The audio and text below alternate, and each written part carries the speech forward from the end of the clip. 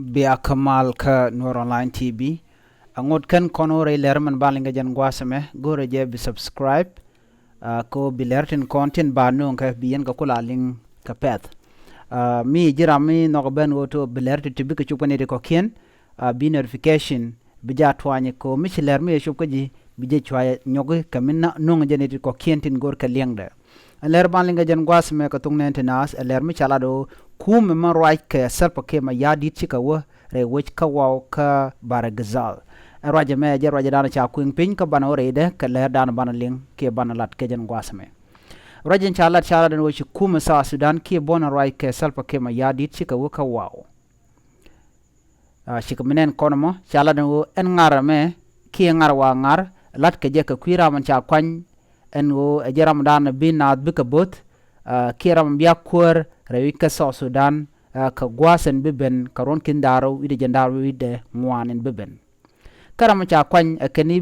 biya kur ki biya bo sel pa ke ma yadit cha sel pa ke weder yala ka long cha wikeli ye ka cha bint der las kan kanyos dien ka chong dien ka sel pa ke ma yadit kel ajaro jen cha la mo wo kon ko wewe cha la da kuma Sudan kelino en kan bondial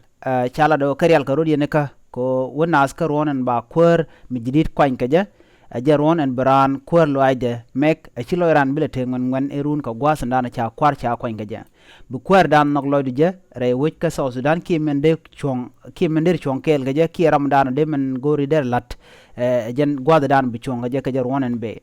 ram nok sel pake ma yadit be chu chong kel kaja karam nok kwaren ko ken abachu chonkel kaja na me re we ka waw shit kamnen yana mo an bona makelio abon mu chonkel ga selba kema yadit re wejen wini chala do cha wode en wini chari alaka shi kuma kelio shawaba ka kwi support kam nan gor ke ba top ke ba kam selpa ker